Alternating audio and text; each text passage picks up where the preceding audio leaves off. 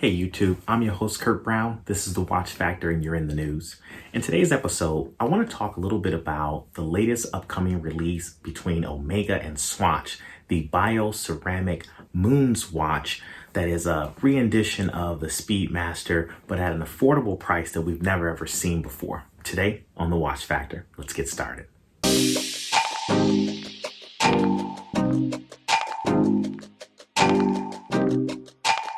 So if you're not already exhausted by the number of YouTube videos that are coming out and all of the hype that's going on social media about this upcoming release of this bioceramic Speedmaster, let me take a couple minutes to talk to you about why I think this is actually a genius move for the Swatch Group as a whole. Now, for those of you that don't know, the Swatch Group is actually a conglomerate of about 15 different brands. Everything from the Swatch brand itself to Omega, Longines, Harry Winston, and a number of other brands that make up the line. But what's interesting about the Swatch Group is that when you think about the model that's been the most prolific, the model that holds the most weight in terms of collector recognition, the model that has always been a pillar or an anchor, if you will, of the brand, the reality is it's been the Omega Speedmaster. Even though the Omega Speedmaster falls into what I would probably consider to be one of the more mid-tier or top mid-tier models within all of the different brands of the Swatch Group, it's the one that carries the most weight if you think about everything that's sold. Now, let's be honest, the Swatch Group does sell a number of units. I mean, they've got Mito, they've got Tissot, they've got Swatch, and a number of others. But what's interesting is that over the last few years, there's been a constant struggle about how they can continue to create new synergies and basically a resurgence of some of the other brands that make up the Swatch Group. Case in point, Swatch, the brand itself. The last time that we've seen a very major rollout come out of the Swatch Group, or the Swatch brand, has actually been the Sistine 51. Now that was a release of an automatic watch that was comprised of only 51 components, held together by one main screw, and that provided about 50 plus hours of power reserve at a price point that was roughly around $150 to maybe $175. It was a model that shook the watch industry, being able to provide something like that at that type of price. But beyond that, there hasn't been much else from any of the major brands that have came out of the Swatch Group. So why would Omega and the Swatch brand choose to collaborate? Well, if you think about it, we've been struggling, the watch industry has been struggling over the last few decades in terms of trying to come up with new and creative ways to bring in younger consumers. Now, the reality is, this is a watch, but this is not a watch. And the majority of consumers today have chosen the latter. So brands have been coming up with different creative ways, trying to create watches that have connectivity elements or basically technology that would make it feel like the Apple Watch of recent.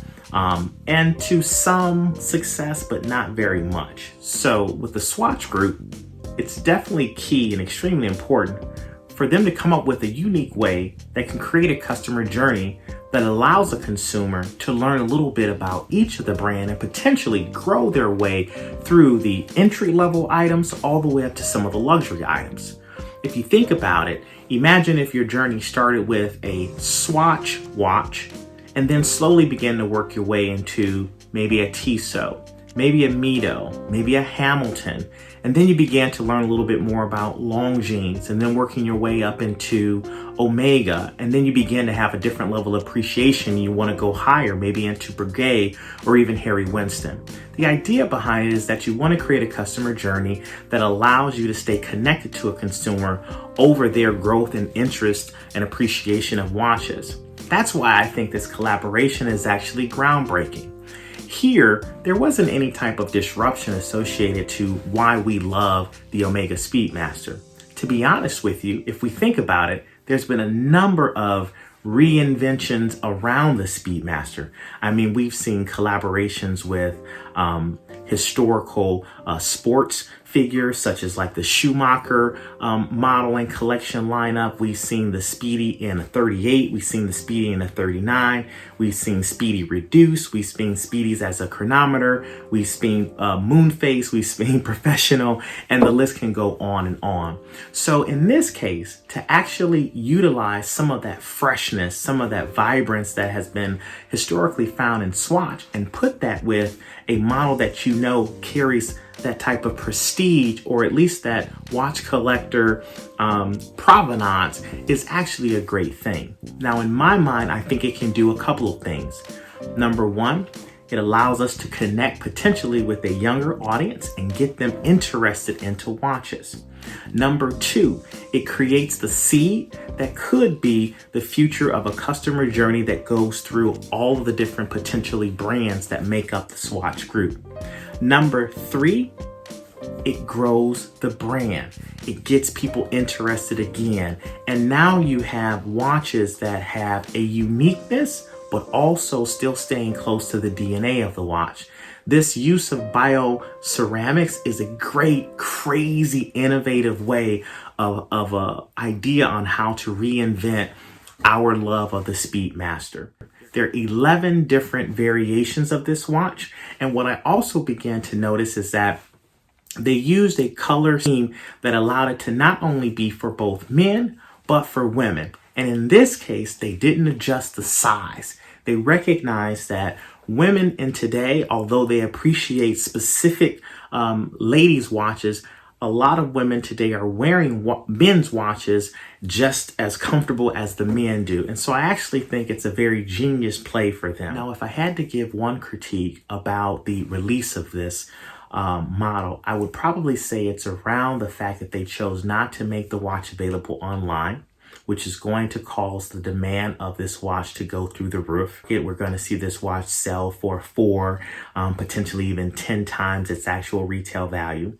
I think the other criticism is the fact that they didn't even have it available in every Swatch boutique, only select boutiques. And if you think about us here that live in the States, of the 7 to 8 locations, I believe only maybe 5 or so are going to actually have. If I had to give a second critique, it's probably around the fact that the distribution did not include all of the Swatch boutiques that are available, and only select ones. And I'm not sure exactly what was the justification for that, but I think that's definitely going to cause a massive spike in terms of what this watch is going to sell for on the gray market. You're going to have a ton of flippers out there trying to get a hold of this watch and seeing if they can make 10 times the value that it's available. Now, there are conversations on social media right now that the Swatch group plans to release this at a later date online, but without giving us a potential date. Is that a year from now? Is that 6 months from now? Or is that 2 or 3 weeks from this upcoming release that's going to take place at the time this video actually goes out? So those are some areas that I think was probably a misstep in terms of the availability of this actual watch. So now, as I said earlier, there's a total of 11 different variations of this actual watch, but all of them come in at the same size of 42 millimeters. Each of them are on a Velcro strap that has both Omega and Swatch logos on the sides. Now, I love the play or the theme that they chose to do in this collaboration. Each watch is based around the theme of a mission to one of the planetary bodies, right? So you're gonna find Uranus, you're gonna find to the sun, to the moon, to the earth, and then you're going to see associated color wave to accompany them. Very impressive and very creative. You can see that Omega and Swatch did take their time in actually trying to come up with this collaboration. For those that are kind of new to the concept of bioceramics, this has been something that Swatch brand has been playing with before, and they have a number of models outside of this Omega Speedy model that uses that. Bioceramics is basically the combination of ceramics and biosourced plastic. So what do you get when you actually pick up the watch? The case back extremely impressive. Obviously, it's a closed case bass because this is a quartz movement, but you get a number of different treats in terms of statements and engravings that are on the watch. So, of course, at the dead center of the back of the watch, you're going to see the Swatch Group logo. You're going to see Swiss made, the water resistance, and it's about 4 jewels. But you're also going to see on the outer rim of the back of the case the statement, dream big, fly higher, explore the universe, reach for the planets, enjoy the mission. And then depending on the specific watch and the actual mission or planetary location that this one is referencing, you'll see things like mission to the moon or mission to the earth. Very cool. And again, thinking back to the price point of this watch being under $300, I think it's a very affordable and impressive design and makeup. On the front of the case, you're going to get obviously a time-only watch. You're going to get the chronograph movements, and then again, a number of different colorways and color combinations for the watch. All of the watches are going to have Super Luminova lume on the dial.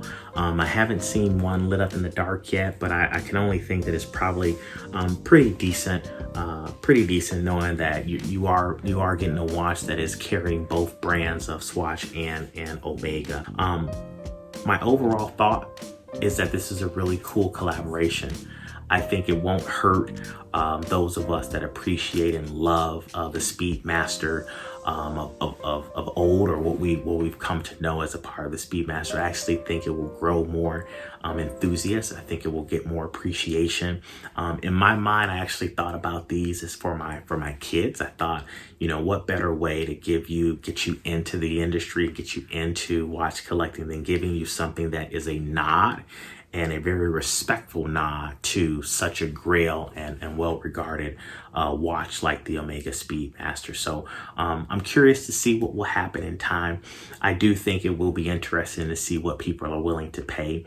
At the time of this recording, I was already seeing bids on eBay and some other sources already at $1,400. So we're already, $1,200 above the retail price. I'm not exactly sure if it's because these watches were available in the UK, that's why they're already out there, but it will be interesting to see what these numbers look like when they're actually available in the States in the next couple of days. So drop a comment. Let me know, what do you think? Do you think that this watch is going to destroy the overall history and appreciation of the Omega Speedmaster? Do you think it's a great collaboration, a compliment, a nod, and that it could potentially bring in more watch enthusiasts over time? I'd love to hear your thoughts. But again, thank you so much for watching. Take care, and I'll see you later. Bye.